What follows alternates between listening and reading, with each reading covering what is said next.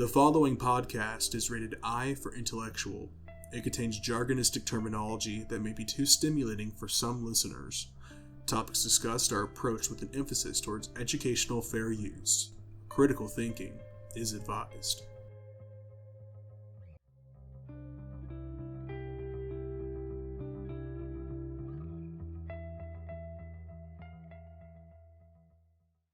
Hello, this is Dr. Garrett Castleberry, Associate Professor and Program Director of Communication, Media, and Ethics at Mid-America Christian University.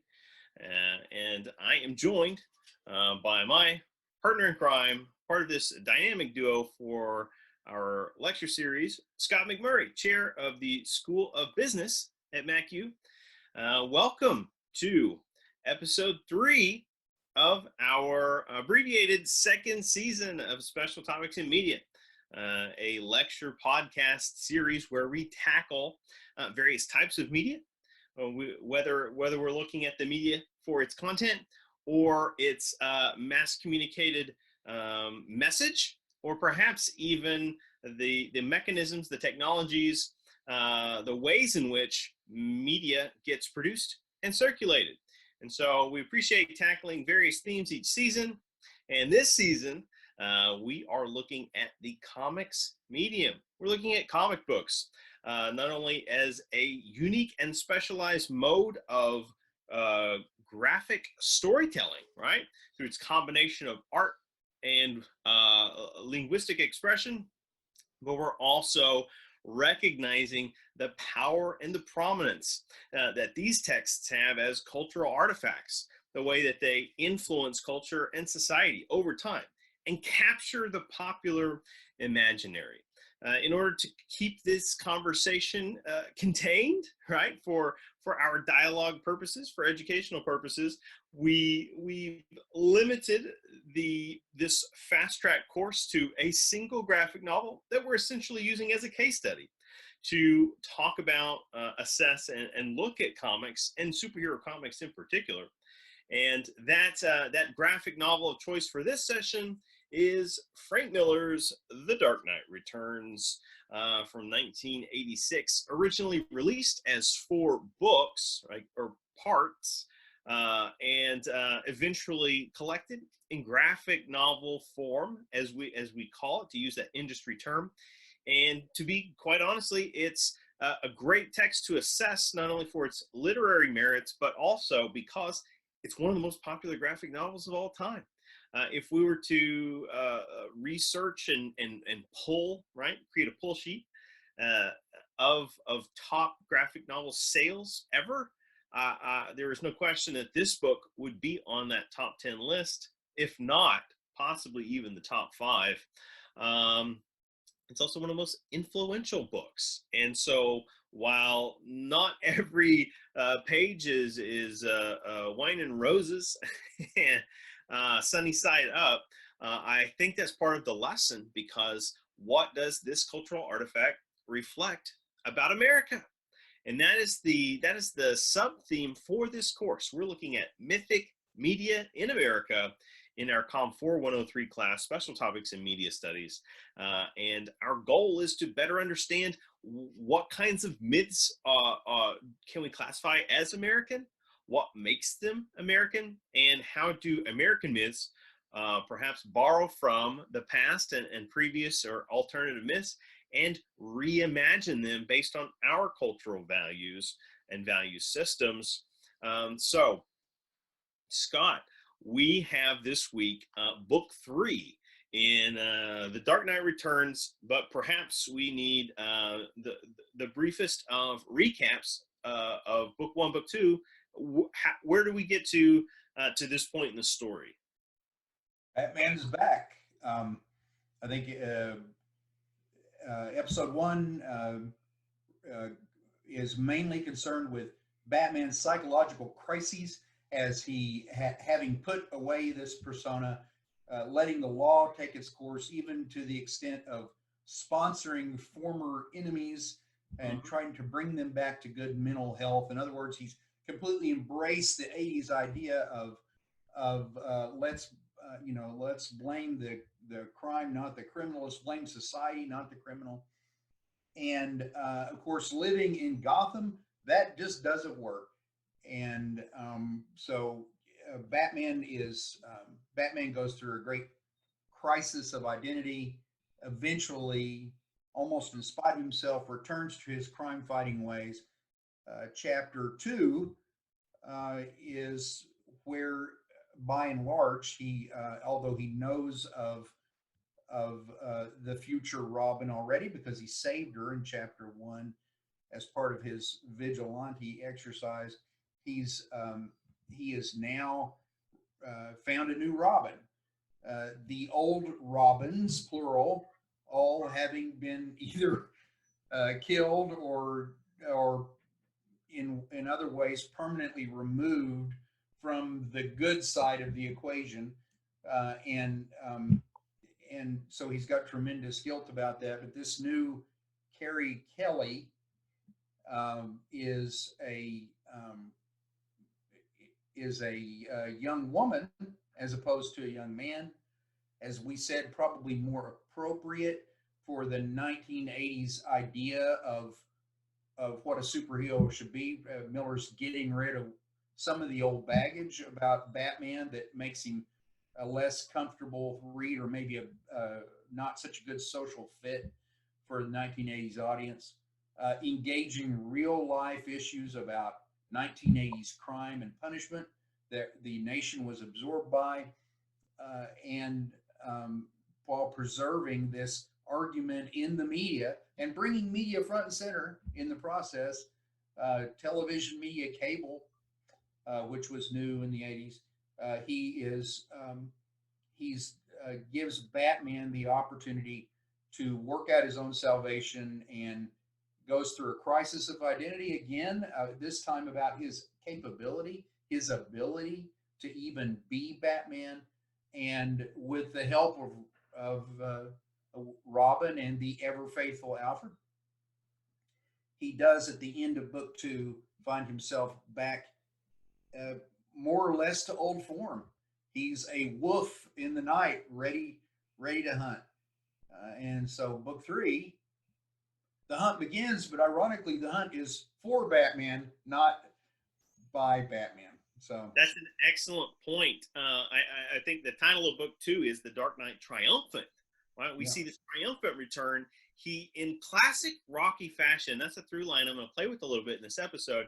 Not unlike Rocky's encounters with first Apollo Creed and then Mr. T in Rocky 3, Batman goes up against the mutants leader, right? The leader of this organized gang in Gotham City, or this group of kind of nihilists, fatalists, and he's defeated essentially in round 1 against the mutant leader, but ultimately he's able to come back. He's thus triumphant. But that redemption only comes through the salvation provided by young Carrie Kelly, as you pointed out. And I'll call myself out for a minute. I think several times I refer to as Carrie Page, which is a pseudonym of dual identity nature that's coming out of a completely different but equally dark text, the Twin Peaks world. So I noticed this before. This is your own greater knowledge of media and comics and related stuff taking advantage of you. I wasn't going to say it. I was even so far as in student notes, right? Like talking about, Carrie Page again and again. So hopefully students haven't been led astray, right? Such a wolf in that way. But yeah, Carrie Page, a name resonant on Twin Peaks lore, whereas Carrie Kelly, a classic, double sounding name, is our new Robin.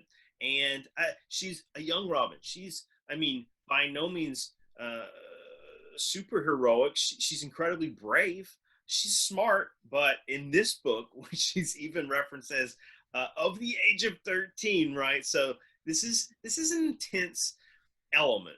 And let's recognize Frank Miller, the author, the writer here. He's intentionally bringing to the forefront this age-old tension with a youthful sidekick, how it's entirely inappropriate. And he's wanting us to wrestle with that and think about it and meditate on it as readers. It's not coincidence. and there's far too much emphasis put on that for us to merely overlook that. He's saying this is an issue, but it's part of the history of comics. And so, how do we tell a story with those ingredients, those genre conventions and tropes, and yet still update the way we're telling that story, right? Update the kind of commentary we're making as we still work through this mission and this narrative arc. And so in book 2, he's triumphant. But as you say, title of book 3 is The Hunt, or Hunt for the Dark Knight. And the script is flipped again. But it's a script we should see coming, because from the very beginning, page 1, we've seen the news media hounding, not only after Batman, but really just helping to kind of stir the pot, right, if you will, this melting pot that is Gotham City, and push, sort of turn up the temperature on the tensions, on the crime waves, on the fear. And I think maybe that's an underlying theme to think about throughout this book, really in most bat books, sans the 60s, the campy age stuff, but fear is a central motif of Batman. And so what Miller tries to do often is ground our sense of fear. In reviewing student journals, students are keeping a journal as they work through this book each week. There were a lot of solid comments specifically about how we keep getting the POV, the point of view of citizens, of just regular citizens, of victims of crimes on the streets. It's very street level point of view. And I think that's intentional. I mentioned how, I see this as really Miller's into that world, a victim of crime in an urban setting in his own right, but also this kind of humanizing aspect to what is a fantastical world, right? Even though Batman is depowered, he doesn't have superpowers per se. He's mortal, but everything is fantastical in this world. And how do you ground it in a way that contains a realism, even though it's hyper reality? And I think Miller is successful by giving us that.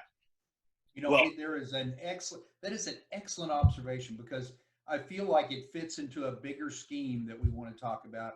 And that is, how do you keep a character that's this violent, this messed up psychologically, and this troubled? How do you keep him on the good side of the fight? How do you keep readers' sympathy with a character like that? And one way, as your students have observed very presently, is show the victims, and I would argue in 2 different ways, right? That either showing victims as really being victimized by crime, and being as in the woman that is, she's taking a toy home to her son, I think, and she's accosted by these muggers, and we get her internal monologue, we get her begging and pleading, and we're even led to believe that they let her go, but what they really did is put a bomb in her purse, and blow her up. So eliciting great sympathy with the victims of crime who are not being protected by the standard structures of law enforcement is one way of helping us side with Batman. The other way is the constant reminders, even by the most vociferous critics of Batman, that he's not actually killing anybody. You have the psychiatrist who is laying all those deaths at his feet while simultaneously admitting that he hasn't killed anybody. And then we get Batman's own internal monologue where he's so careful to, he's not killing people on purpose, right? He's trying to be careful not to kill them. And then, this is, I think the third strategy is one that we might want to talk about more as well. And that we have an example of right in the very beginning of this chapter, is how horrible the villains are. They're not just bad people. They're not complex in any way. They are purely evil. and that evil manifests in their physical appearance. All the villains in Batman are horribly disfigured humans in some way, which is an interesting aspect of this particular comic. You make an excellent point about the narrative trajectory here and the emphasis on villainry. And I think it's significant to consider. I called book 2 a kind of semi-climax, right? It gives us the illusion that Batman has conquered the crime wave, that he has really overcome the mutants by ultimately defeating their leader, this gang leader. And we even get a tease that that the mutants, the sort of street level gang members have picked up a new purpose. In fact, it's an ominous purpose. We have a tip toward the Sons of Batman, as they're calling themselves. Right? They've literally just switched face paint, and they have and they're still out there, sort of not adhering to the status quo by being good law-abiding citizens. They want to mimic and revel in this sort of rowdy chaos. And so if book 2 gave us that satisfactory semi-climax, then book 3 is all about shoving us right back into the void, right? We're staring into the abyss. Bruce is staring into the abyss, because this is escalating the tensions, not de-escalating. And for those that are going to check out Christopher Nolan's The Dark Knight from 2008 in week 5, we're encouraging that anyway. I think I would point to this as such a great example of the attempt at a real world parallel that he's making, that's drawing from this book. And that is that what does it really look like, vigilante violence? What is the real cause and effect that happens? And quite often in those movies, what you see is, is Batman winning or is he just keeping his head above water and arguably adding to the chaos, right? To the issues that plague the city.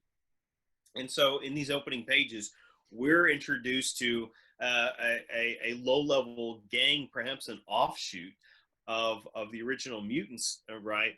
And they're engaging in a robbery in real time, and certainly some extremely colorful depictions. I think it's safe. Yeah. Before you talk about it, I wish you'd mentioned the first 4 frames, because this is something so brilliant that Miller does, so subtle in narrative development. If you haven't paid attention to your comic book to this point, these don't make any sense. And if you do, they are a real tension builder. So. One of the key panels that we emphasized last time was this stark contradiction or contrast between Bruce, after he's been initially defeated by the gang member, and he's kind of laying bloody in his bat bed, barely living, and the reverse page was this sort of morphing, this extremely brief encounter that's faceless in the White House, where we see a U.S. flag kind of morph into a familiar but alternative superhero piece of iconicity for the sharp eyes, right? The crest on Superman's chest, and that's one mode of the semiotics of comics, of using signs and symbols and iconicity to tip off readers, to provide a sense of a tell without telling, right? And foreshadowing at the same time. And you're right, at the opening of book 3 actually looks, we could normally suggest this is Batman. We've got our gray dark color scheme, and we're seeing this kind of overhead entrance into the down to ground level where the crimes take place. But for those that are new to reading comics, I think the tease that we've tried to suggest for us is It is all about, inking and coloring is an important aspect, just like storytelling in comics. And so we have these blue boxes, not gray. Batman, Bruce Wayne's internal monologues have been the dark gray square boxes, right? And now we're seeing square boxes that are shaded with a sky blue, and a character that's been off panel, but still making a presence known in books 1 and 2, really gets felt here in book 3, but we don't quite get resolution there either. So it suggests there may be more to say in book 4, but just a word to the wise. You pay attention to those first 4 panels. Yeah. So in fact, this is telling us backstory too. Through this internal monologue, what we're getting is a growing understanding of that huge whatever took place in the years from these superheroes existing in their infinite continuity at age 35 to this older mid 50s type of depiction of Bruce Wayne and company. Something drastic and dramatic has happened. We don't quite know what that is, but we're getting these little teases, these suggestions, these nuggets, and they're very helpful.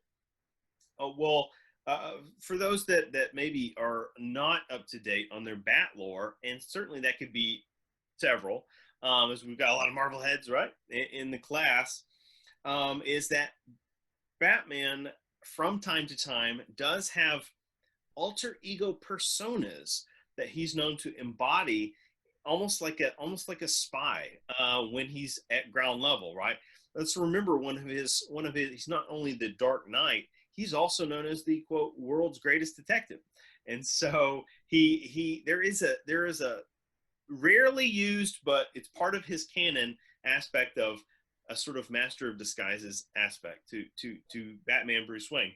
And so early on, we're kind of put into this, crime in media res.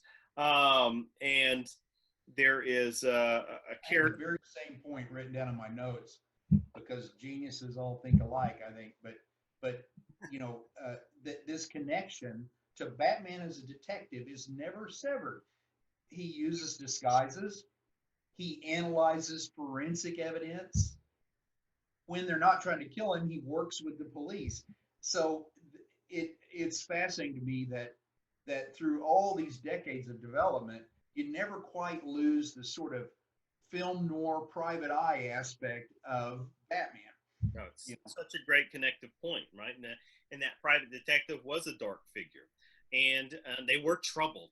The hard-boiled detective is its subgenre of detective fiction, the foundational tool of film noir, not always used in film noir, but in films noirs, but a key component, and that figure is broken in some way. That hard-boiled detective, they have a sort of a weakness for a strong femme fatale, and arguably we get at least a former femme fatale, and that we'll talk about in a little bit in this book, but. These are all signature crossovers from the hard-boiled detective to Batman, not unlike the way in our class discussions online we've talked about the through line of Zorro, and how Zorro as a literary figure is also that kind of we see the raw ingredients there, where Batman itself, this may be a purely American product and conception. Certainly his ideology aligns in many ways with some types of kind of socio-political ideology in the US, but he borrows from previous literary archetypes. Zorro's going way back, a popular mythology even earlier than the origination of comics. But yeah, so many connections. A rich man in disguise, a Cape Crusader. I mean, just that whole idea is already there in Zorro. We've been reading out of Chris Gavler's superhero comics, which there are actually a number of excellent scholarly works on comics for those interested in that subject matter or finding an interest they never knew existed. I mean, there are a bevy of recommendations that we can certainly make and present to you, and maybe even create create our own pull list for our bonus episodes after we complete discussion on this book. But from Gaviler's text, he talks about this idea of the Highborne archetype, right? This the rich, benefactor who has either a tragedy or a kind of urgent calling, right? And we see this in Zorro, we see this in Bruce Wayne, and one of our students brought up in their discussion post this week, their video report, the idea that they can't quite see a Jeff Bezos, right, adorning the Bat costume, who just in the past couple of weeks has now been predicted to become the first trillionaire. So we're really entering, Tony Stark, Bruce Wayne levels of monetization, and he's certainly using, drones and such and all manner to, spread his message. But where the parallels stop, I guess it's up for debate. Well, I don't know how deeply your students want to go. Some of them will eventually, but there is a peculiarly American archetype that tries to offset the generally negative feelings that we often have about the very rich, with this idea that they could use that to do things that are socially responsible. And we expect in American culture, it's not just rampant capitalism like you might have seen in the 19th century. We expect very rich people to use that money in some way to improve society. And so we end up with a Bill Gates who is the single biggest charitable contributor ever. But he's doing that out of one of the biggest fortunes ever. And that's a very American way of looking at things, that you have a duty. In some disciplines, it's called the idea of a social gospel, right? Like with Carnegie, the oil barons and the steel barons all started taking their money and doing things. Carnegie bought organs for churches, and he opened libraries, as a way of saying it's okay for me to have this much money because look at the good I'm doing. So again, that's probably a whole different class that we don't have time to get into, but there are real connections here to your themes of American mythology. This is an American idea about the responsibility that wealth brings with it. I want to piggyback on your example of Bill Gates and posit that he represents an anomaly in many ways, and I also want to talk about a different kind of myth that we build up in America. That's philanthropy, right? That philanthropy is like the rich person's, this is the rich man loudly dropping his coins into the offering plate before the widow places her mites in shame and humiliation, because philanthropy gets puffed up. It's a goodwill press release, right? I feel like there's that strategic communication side where great philanthropy is perhaps happening behind closed doors. It's running organizations, it's keeping them funded, whereas there are a lot of pseudo philanthropists, and it's a hobby of the well-to-do to kind of make themselves feel better about themselves, and it can easily become that almost ego stroke in a sense. But I want to talk about. Well, here I am in the business school, and let me further refine that. Certainly, a lot of philanthropy is not sincere in nature, but it's very interesting that we have completely institutionalized it. We expect corporations to engage in philanthropy, and large corporations that I've worked for have goals. It's part of what you have to do, because it's not survivable in public relations to just say we don't care about anything else. All we care about is money. And so, it's just a fascinating American phenomenon, really. You don't see this in this way in many other parts of the world, um, at least through the 20th century, is that what what the citizens, what the people have demanded in exchange for the potential for great accumulation of wealth is that you demonstrate that you're doing something good with it. And this makes us all feel better about the fact that some people can get very rich, and is one of the reasons that we can point to lots of instances where capitalism ultimately works for more good than other economic systems that are based more directly on the idea of everybody sharing the wealth.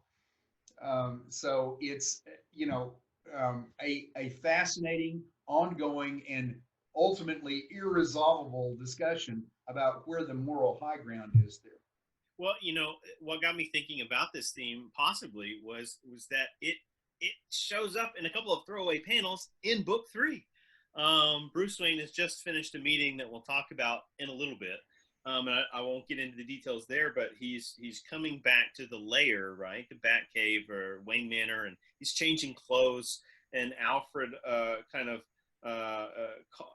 calls him and your accountant, right? Your accountants are waiting in the West End, and tell him I'm sick. And then Alfred says, "Shan't have to lie. That refugee charity called," and he says, "Write them a check." Write them a check.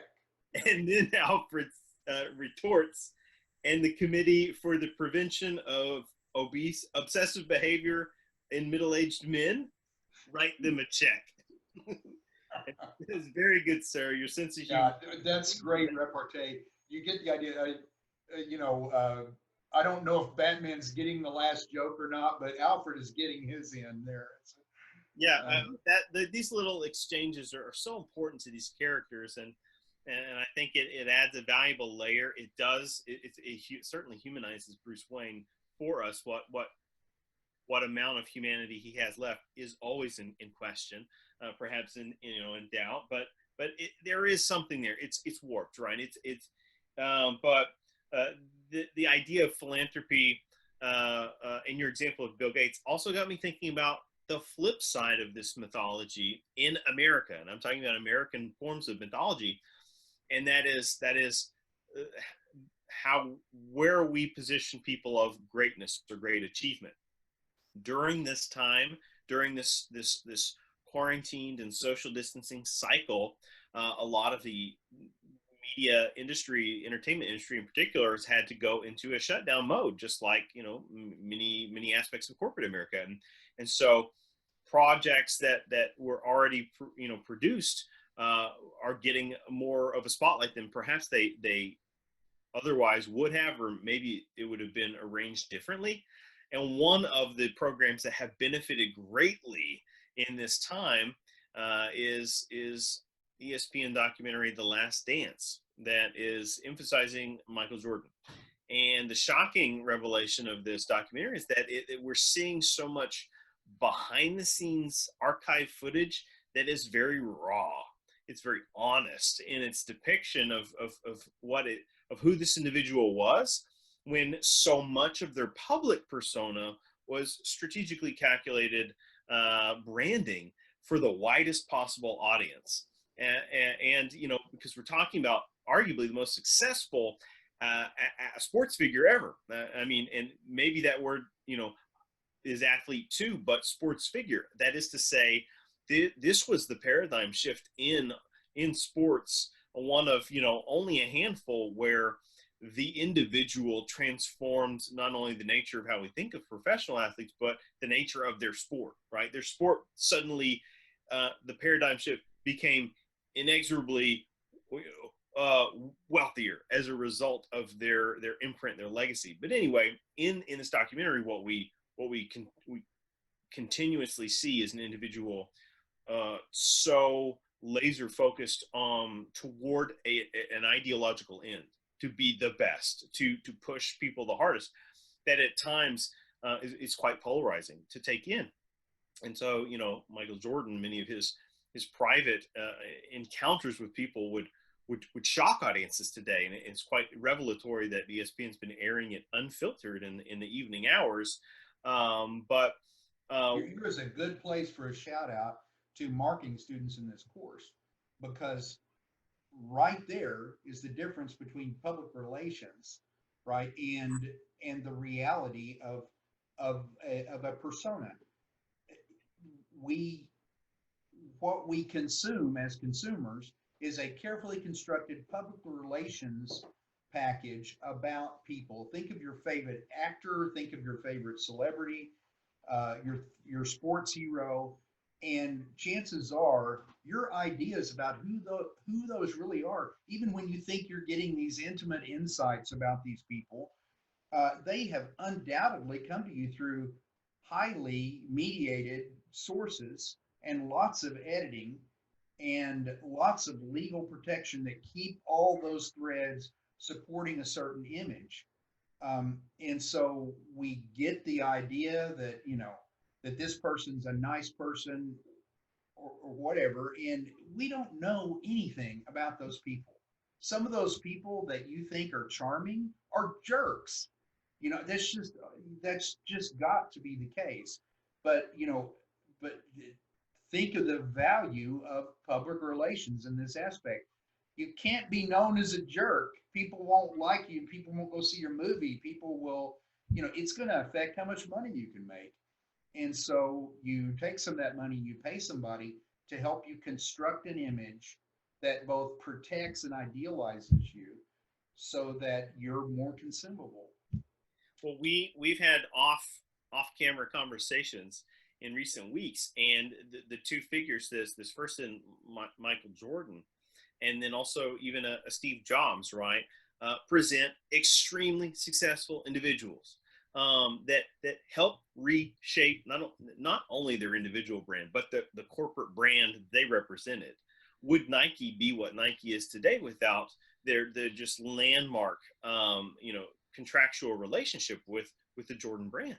And the same with Jobs and just Apple running through the roof, shattering glass ceilings with their product layout, but more importantly, the way it was presented, the sort of commodity style in which Apple was successful to brand themselves in the 2000s in particular, are these signature achievements, but not without controversy. And what I'm doing here is I want to create that through line and parallel for our students, for audiences, right, for readers, because I think in these points where we can easily look at a book like this and be shook a little bit, right?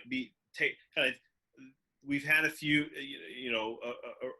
a kind of gasp in response to maybe the mature nature of the storytelling. But what I see Frank Miller doing is really orchestrating an understanding of what type of psychological mindset does it take to risk life habitually, and with violence, right, with righteous indignation, and how does that play out in a serialized fashion? So we were talking about villains, and this book is full of them. And I just wanted to, maybe we can bounce around, not really stay in kind of narrative continuity here, but just highlight some of these. I think for the new readers, it could lead to a little bit of confusion. I think we can kind of shore that up. We mentioned already there's a gang in the opening pages. This is more of a offshoot to the mutants, I would suggest. The kind of remnants, the way that they're reforming various factions. I mean, certainly this faction suggests by its color scheme a kind of neo-Nazi, if you will. They very much have that sort of, gray shirts, brown shirts type of look to them. And even, this Bruno figure is quite startling in their depiction. In fact, it's hard to even necessarily apply a gender label on it. I think in some ways it leans in one direction. It's possible it leans in a different direction. But the Bruno figure, to me, I mentioned to this before, is like a hybridization of the two antagonists of Rocky Four. And if we'll recall, Rocky Four is where Rocky Balboa must travel to Soviet Russia to avenge the in-ring defeat and fatal demise of Apollo Creed, who's one-time rival who's become an ally. And the antagonist there is played by Dolph Lundgren, and one of his trainers is the actress Brigitte Nielsen, and they both kind of had their flash in the pan moments of fame in the 80s, mid 1980s, mind you, but a year and a half before this comic is releasing. Okay, so I see some visual suggestion that reminds me of both of those performers, and certainly it fits within the scheme of kind of East Germany neo-Nazi slash, hybridized with maybe a Soviet Russian motif. Because again, this book is also a kind of Cold War allegory, and it's really going to come into crystal clear view in book 4, but really it picks up steam in book 3, that this is playing with Cold War themes that have yet to be resolved. We're coming in 86, we're coming down to the final set of crises in the Cold War. The Soviet Union will dissolve in 90 or 91. I think 91, the Soviet Union collapses. And so part of what you're seeing here is Miller borrowing these communist slash Aryan slash Nazi prototype sort of things out of popular culture, and having them stand for that. But at the same time, he's highly ambiguous about our own country's position in all this. Remember, this is also the year of the Watchman. So as the Soviet Union, I'm old enough to remember this from my own memories, as the Soviet Union starts to obviously fall apart, there's all kinds of problems with member states and all kinds of violence in the provinces.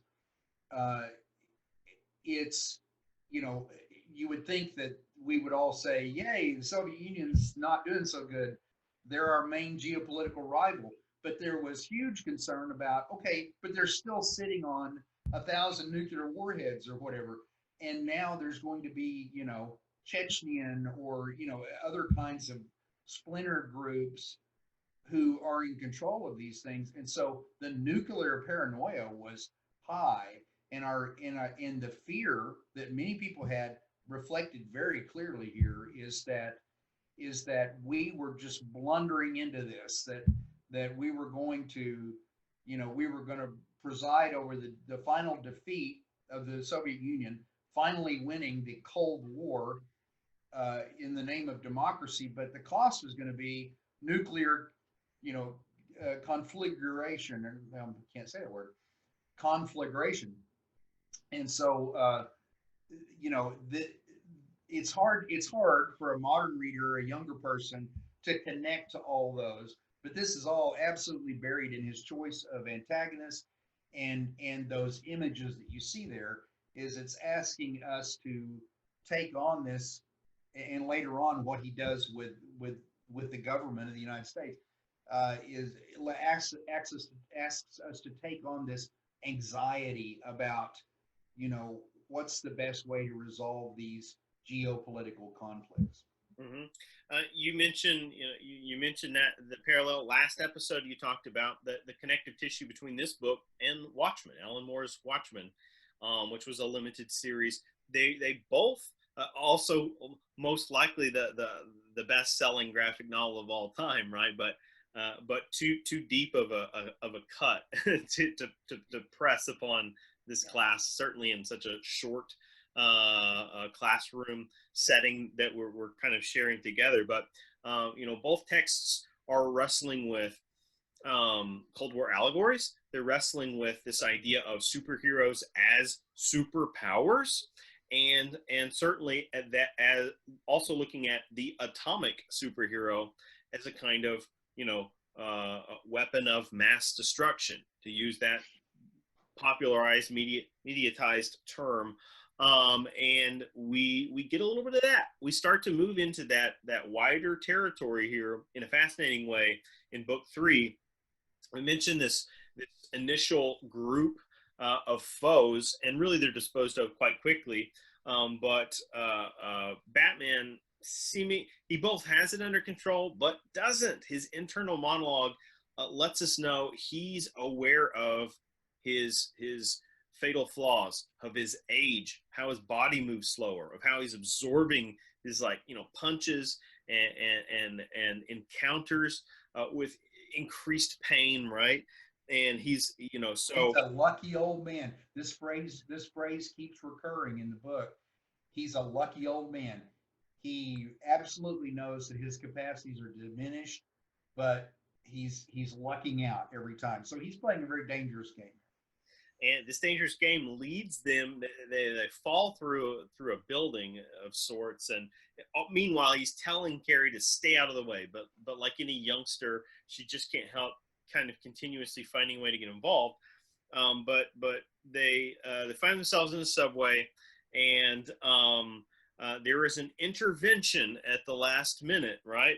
Or I guess the report of an intervention of sorts. I guess it's a separate scene that's being reported through a news report. But we have an invisible figure that is now entering the streets of Gotham, saving people. A Blur, and Lana Lang, of all people, is now a media figure, and we've been hearing from her throughout the books. But Lana Lang, if we don't know, of Smallville lore, right, grew up in Clark Kent's hometown, right, has found her way into as a commentator, and she's giving us these little teases, these literary callbacks to the old phrases used to describe none other than Superman.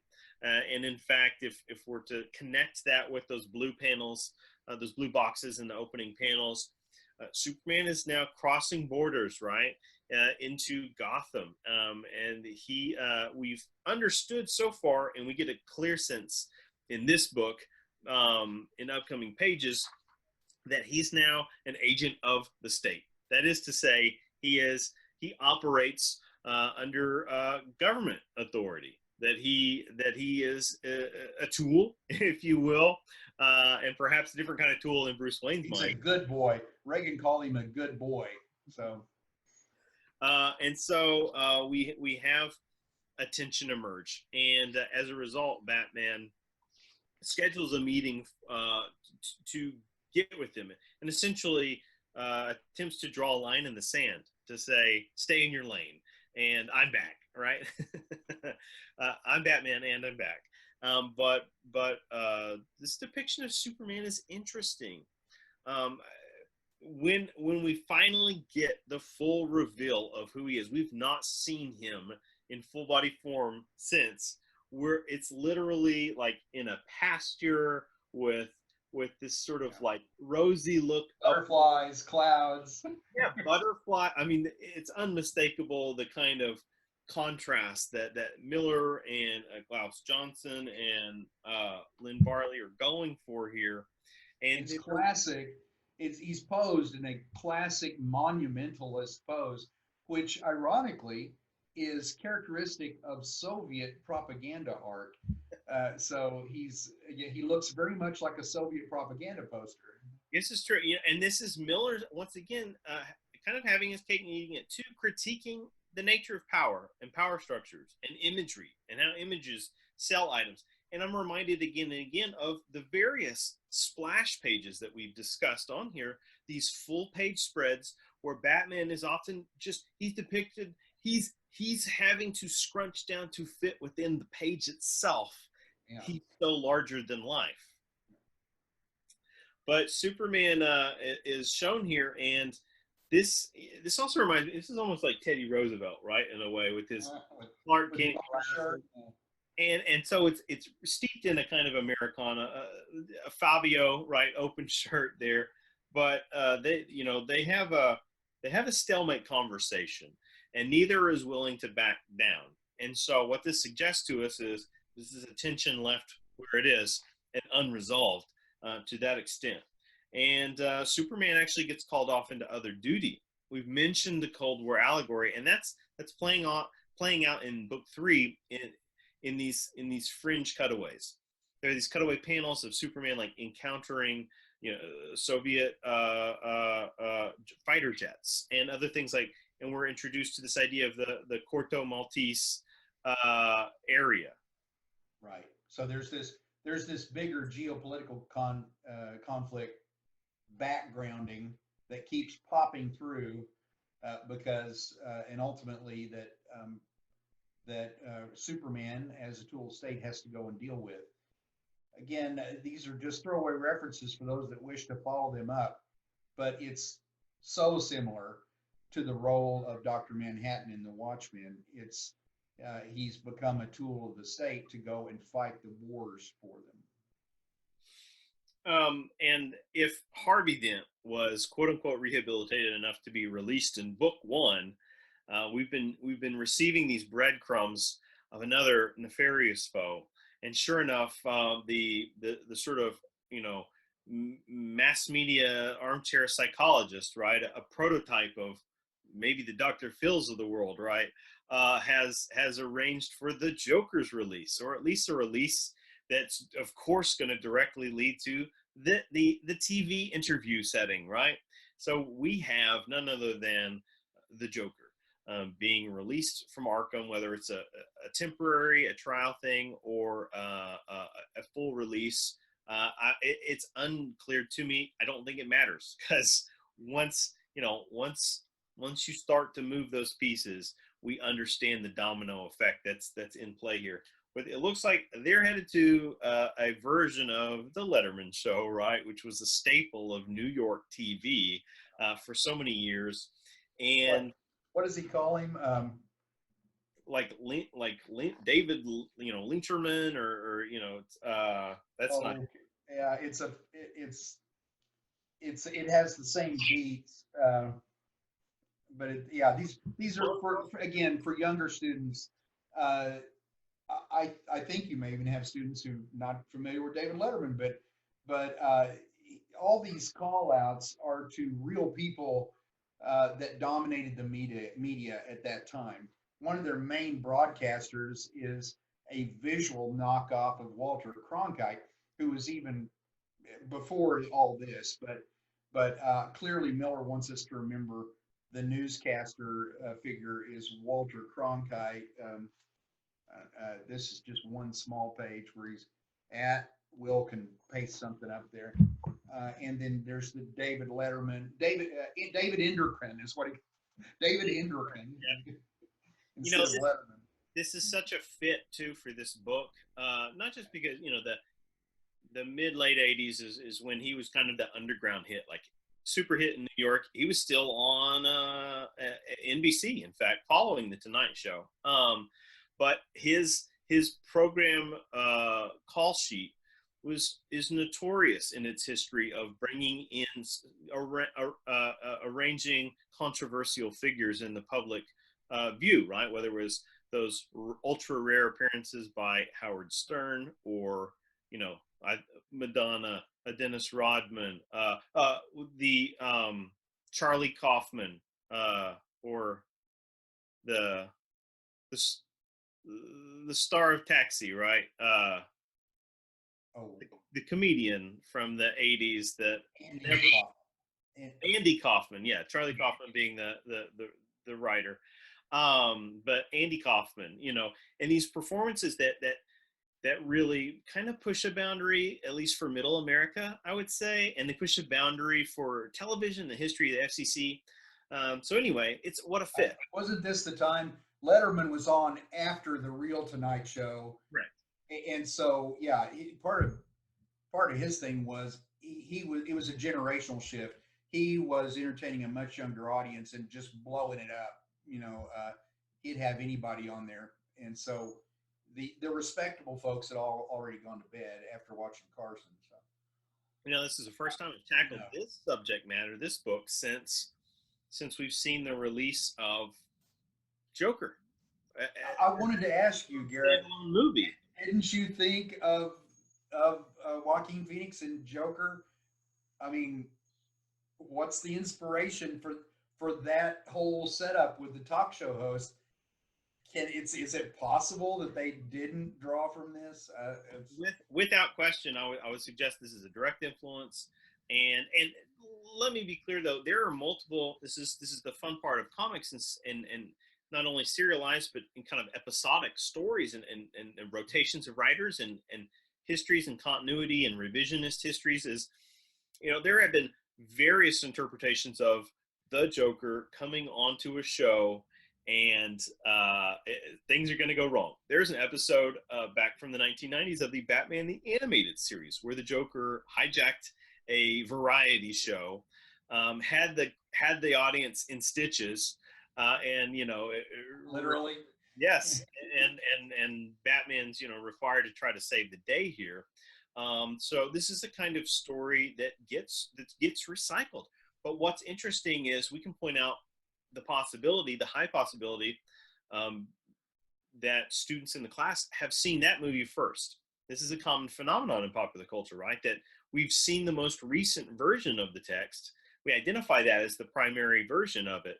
And then we go back and we discover previous iterations of the same type of, narrative beats, and that sort of thing. And it doesn't diminish the product. In fact, for me this time, it enhanced it. Even though I've read the book before, not only did that film come to mind, but it's the grisly demise in that scene when the Joker figure ultimately does visit the talk show. It has a fatal fallout, and I think we can only anticipate that when it's going to happen. And once again, you highlighted this at the beginning of the talk. This is part of Miller escalating the violence to raise the stakes, right? And this is about raising the stakes in the narrative. In fact, the stakes are quite bleak in this book. In very short amount of time, Joker is laying waste to many citizens of Gotham with purely out of an interest of poking the bear, right? For no personal gain. I mean, he kills a bunch of Cub Scouts with poison cotton candy. I mean, again, it's this strategy of making the evil so evil that there's room for Batman to be almost evil. And he has nothing to gain from that other than his own crazed, psychotic yearnings to be noticed and to wreak havoc. Well, and this is another through line. I hate to kind of draw all of them out for the students, but be looking for that as you're exploring The Dark Knight, the film from 2008, because the Joker has a similar kind of sense of anarchy, but also a clear understanding of his own inverted, dualistic opposition to Batman. And so while we're talking about villains, there's a kind of sidekick to the Joker here. It just seems like a henchman, like you'd normally see him, but in fact, this is a character that eagle eye comic fans would know. It's the character's been reinterpreted in many different physical forms, but what we have here is the inclusion of Toyman, who is often a Superman villain as well, right? So you've got Toyman with all of these sorts of like, what were those popular dolls that could talk? My Buddy and Kid Sister in the 1980s. My Buddy and Kid Sister. I was about to say Cabbage Patch, but those were infants that couldn't talk. So this is true, but and I don't think My Buddy Kid Sister. I'm taking that back. I don't believe they could talk, but they had a certain color scheme, right? A very Punky Brewster-ish sort of wardrobe, and that color scheme is exactly these little dolls that are sort of these flying objects of Toyman here that are exploding, of course, and explode they do.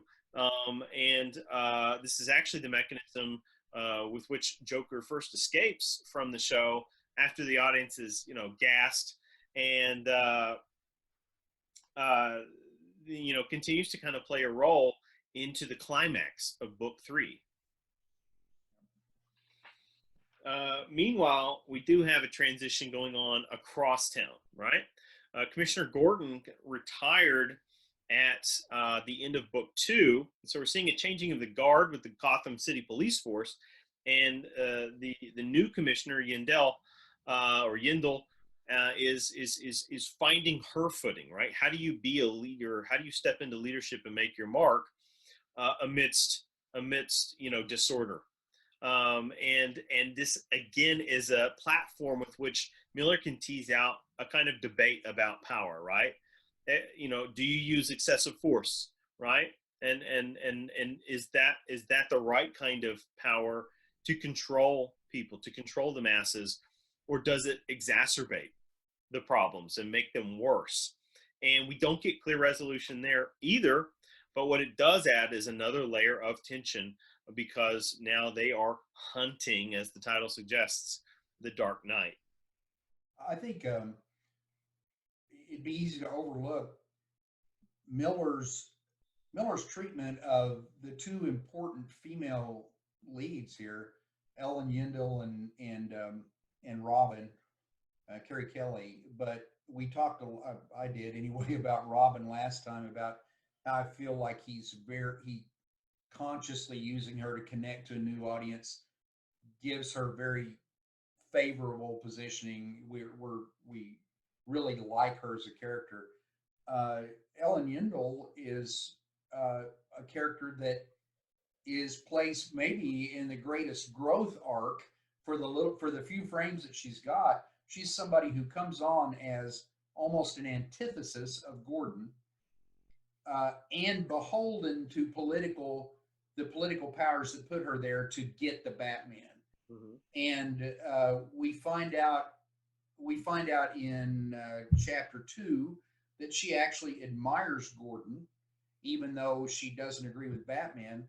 And we get more development in her character here. In their attempts to capture Batman, she's coming to a realization that what he's doing may actually be necessary. And so we see her moving from the opposite of Gordon almost into a new version of Gordon, as somebody who could potentially become an ally in the same way that Gordon has been, to try and protect Batman from those elements in the government that want to destroy him. So again, he's very generous to his main female characters here in what has traditionally been one of the most male comics, right? Everybody's a man, except for Catwoman.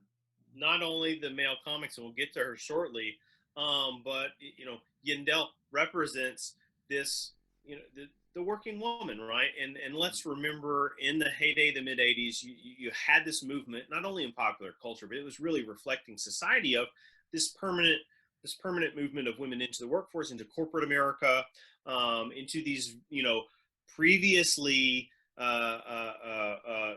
male domains.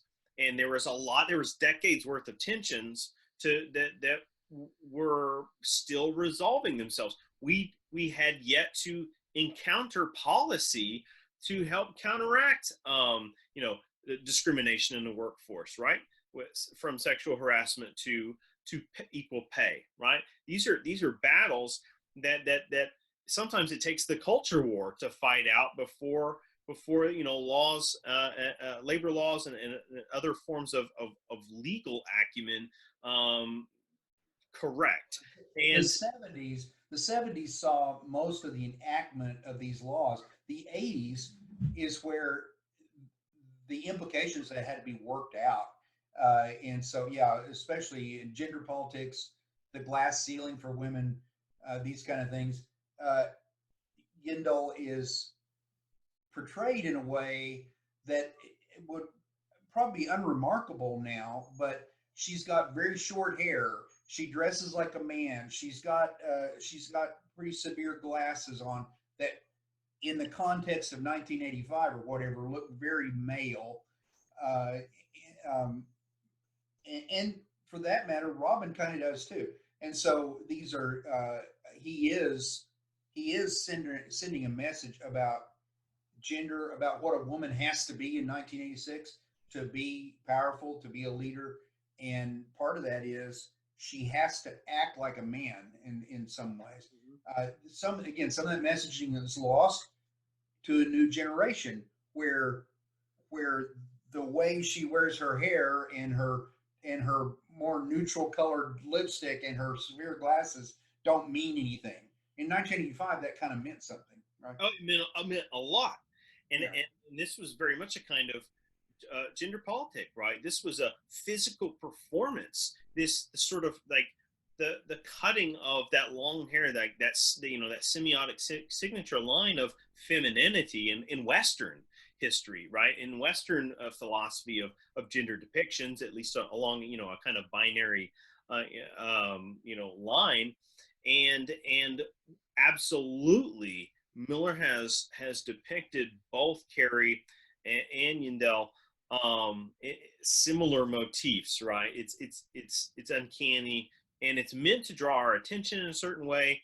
And notice how these two characters aren't, I'm going to use a term that's often used in comic scholarship especially, but in cultural studies, is they're not depicted in hypersexual ways. And I think hypersexualization is historically a problem in comics. This idea of the drawing of the human body, of the form, as such an exaggerated, almost kind of fantasy level of anatomy. And I just before this podcast, you and I had a short discussion about how the Wonder Woman character has to overcome the fact that in her inception she's basically a pinup girl, and so really interesting in the recent depictions of her about how I think it's come to a more realistic representation of power and something that works for this generation. But this is one of these things again. If a young reader goes back and reads Justice League or Wonder Woman from its earliest inceptions, and she was one of the early ones, it's a little bit uncomfortably stereotyped for gender, and her sexuality is very much on display.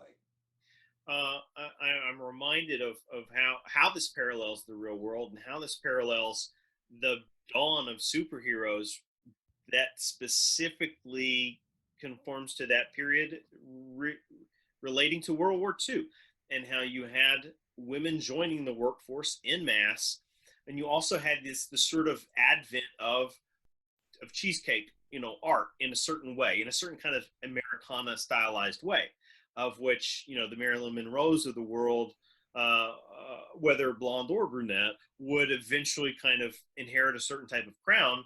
But I think female superheroes wrestle with this history, and often quite outwardly.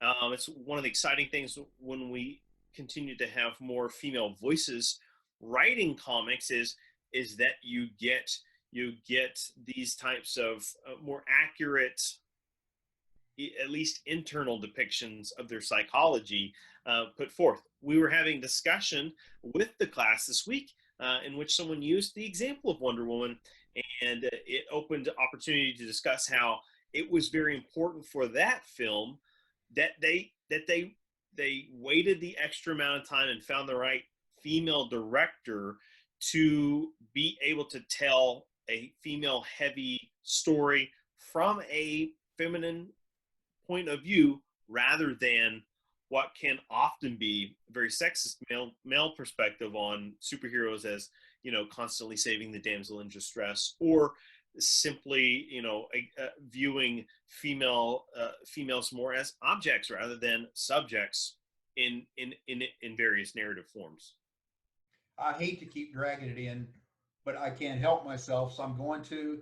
You can just have Will edit it out if you want to, but I think it's worth noting. This is a through line in The Watchmen. Same year, publication again. You have an old pinup style superhero woman, Jupiter, right? Who is sexually abused. She's raped by another superhero. And so it's, in case you thought nobody had the bravery to tackle that kind of topical material until 2000. Well, here we are in 1986, and that is one of the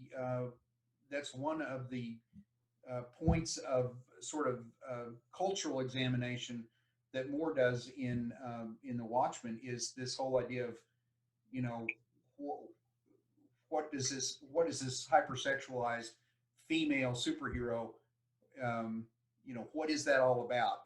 Is that, are we sincere in that, or is that just male readership sort of projecting onto women? So it's a very torrid discussion, not only then but now, but especially in 1980s. It was very much a time when women's rights and the real implications of women's equality was again something that everybody was involved in politically all the time. It's just certainly an age and era where so many of those stories, and we're talking about real, these personal stories, were muted. They were muted by culture. It was a hush culture, and as we can fast forward to today and look at how digital culture has attempted to kind of reverse that trend with whether it's the Me Too movement or things like this, right? This idea of owning these narratives and being able to share them, having the freedom to share them without repercussion. That act of violation in Watchmen was a catalyst, though, for the story. It wasn't presented in an exploitative manner. It literally sort of creates the to reuse the term, this paradigm shift for which characters' histories unfold in a different trajectory, kind of like that book is an alt history, right? In which a Nixon's still president, in which Vietnam never ends. And isn't that a parallel to today, where we never quite end this war on terror, right? It's just in perpetuity, because war can be good business too, right? In the corporate sector, in the private sector. Disaster Capitalism, immensely popular book that sort of caught attention in recent years, looking at the economics of war and how developed nations can ride the tide quite well, while it simultaneously subverts developing nations. But let's, so sometimes I think an important question for us is to assess, is there value in these kinds of story beats? Is it not simply exploitative, but does it teach us something? Is it furthering a real world conversation through its fictional narrative? And I think that's significant in any fiction we approach. Now, I think that was a huge point of debate that went on for years when Game of Thrones was on the air. This was a show guilty of a lot of kind of gratuitous elements. And ultimately, was it serving to empower narrative arcs? Did it have real world implications, or was it a kind of cynical way to attract a wider or perhaps narrower demographic of audience? And arguably that's unresolved. It's one of the reasons both of these works, they came out in the same year, I think that's one of the ways that they represent a departure. It's a departure, as you have mentioned before, that was a long time coming and was prefigured in many ways. But I don't know, 86 might be this annus mirabilis in terms of actually grappling with serious real world political content and cultural issues in the context of these imaginary worlds. I think that you have to admit, even the greatest critic would have to admit, these adopt serious themes and treat them seriously, as opposed to, Jeopardy in the Jungle 843 that we looked at last time, really doesn't. It really is repeating a formulaic adventure story, which can be fun in its own right, but doesn't rise to the level of serious literature. We're probably not going to have a podcast, or you're probably not going to have a class about, Jungle Jeopardy issue 843 or whatever. But these offers many connection points that provide a serious student with connections to study all kinds of economic, cultural, political phenomenon that actually shape the way we think about things today. You mentioned not only gender politics, but the depictions of Wonder Woman in some of her earliest years in comics. And we get a callback to Wonder Woman in this book, but it's not Diana, at least not yet.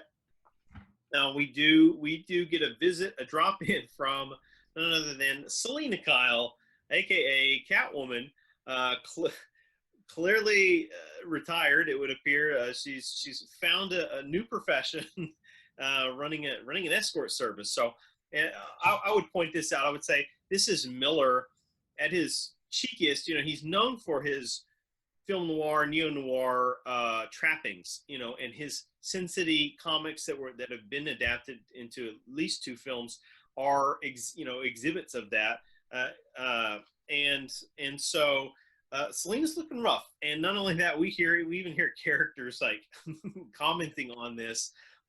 She's kind of lived the hard life, and but she's still loyal to certain people, and I think that's important. She gets a visit from the newly freed on the lam Joker, and fortunately for us and her, he's changed his lipstick, so she doesn't get sort of killed or poisoned by the lipstick, leaving his mark. Right, he's marking his territory as only a sadist could, and he leaves her kind of bound and gagged, not unlike Marston and his antics, or some of those depictions of Wonder Woman with the lasso of truth in her 1940s 50s type of comics.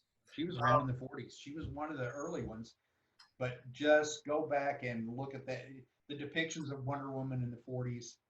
Like I said, there are literally stories in the Justice League where she's the one serving the coffee and taking the notes at the Justice League convention. So it's but it's hard for cultures to move out of cultural stereotypes comfortably, and so it's just fascinating to go back and look at that. So we have Selena Kyle kind of left on display in a way, right? A warning sign for Bruce. And this is where we ratchet up the end game of book 3. We're veering toward a final showdown, a fatal showdown with the Joker. And it's a fascinating action-filled climax, semi-climax number 2, possibly maybe 3.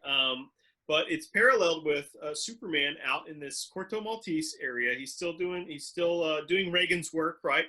the Lord's work, helping America sort of avoid a nuclear war. But Batman is he's embracing Carrie. She's absolutely both in harm's way, but in full protection at the same time, right? It's an absurd contradiction that only comics could give us. And they're able to track the Joker down to, of course, none other than the county fair, right? A funhouse setting, an amusement park. And as you mentioned, it's not without its casualties, unfortunately. And we're at least fortunate that a lot of this is happening off panel, off page.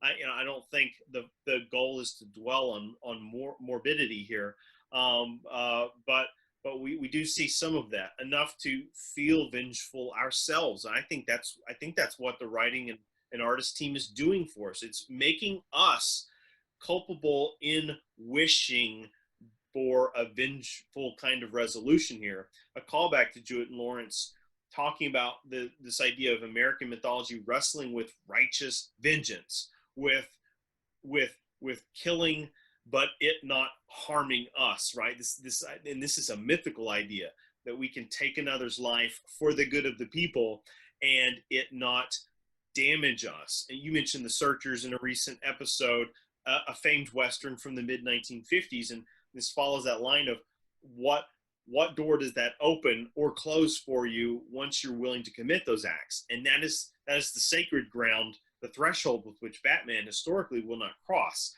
It has everything to do with his origin, because his parents were murdered by a gun, and these are two markers that haunts him. And so he has his no gun policy, which they tease again and again in this book, but also the no kill clause.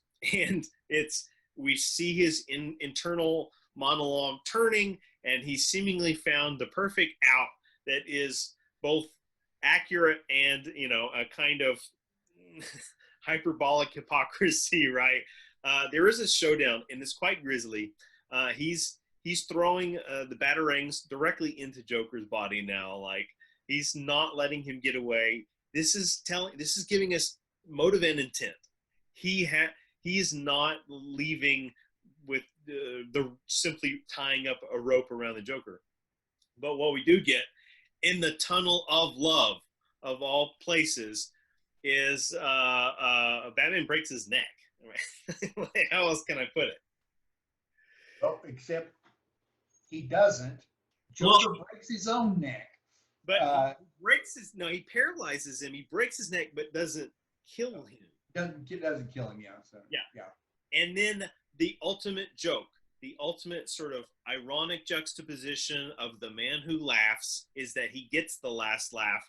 Once the witnesses are gone, he, with it says like almost devilish strength, is able to turn his head enough to go ahead and finish the job, right? So the Joker is taunting him to the last laugh, breaks his own neck all the way, and we're left at the end of the book with talk about closing the book on this thing. The Joker is now officially dead, and Batman has nothing but the blame on this one. Yeah. And so it looks like the media and those out to get him can finally pin a murder on the Batman, because what they find here is a Joker with his neck broken. Well, you can't break your own neck. And in real life, I really don't think you can break your own neck, but the Joker manages to do it. I mean, it's comics. I love it. This is brilliant and ludicrous, and such a kind of a fateful twist, right? It's a literal twist, if you will. And this is Batman at his most vengeful, arguably. You have Carrie helping keep Steed off the awful Toyman, who's just really described in a nasty kind of way, going after her, and unfortunately he meets his end, not by her hands, but through tragic accident. And but the book ends with a beaten Batman. He's been stabbed. He's been penetrated by the Joker, right? He's been shot and stabbed by him, laying there bleeding next to Joker's body, laying there bleeding. One conscious, one unconscious. Where do we go from here? Quite the climactic closing, and we'll find out where it all leads in book 4, which we'll tackle in our next episode. So, Scott, thank you for the conversation. We'll let you go. Now, you got to run. I got to run. We're running all over the place. Many things. So excited to talk about the conclusion of this book, and then move into some broader conversation after that in our Special Topics in Media lecture podcast series. In conjunction with COM 4103, Special Topics in Media, our focus, mythic media in America. Hey, my Bat Cave this time is from the '89 movie, the first Batman movie, with Kim Basinger penetrating the cave. And but this is so we're just moving forward chronologically. I think next time we're going to use the 2008 Dark Knight movie as another iconic turn. So. But notice how much Miller, compare this to the Batcave from the '83 comic that I had last time. So clearly this idea of the Dark Knight, of this, of the cave being a very dangerous and sinister place, has kind of won out, right, over the heavy tech gadget, brightly lit 66 Batcave. We're getting darker. We're going further into the abyss, and we will see if there's light on the end of the tunnel. Maybe not. Till next time. See ya.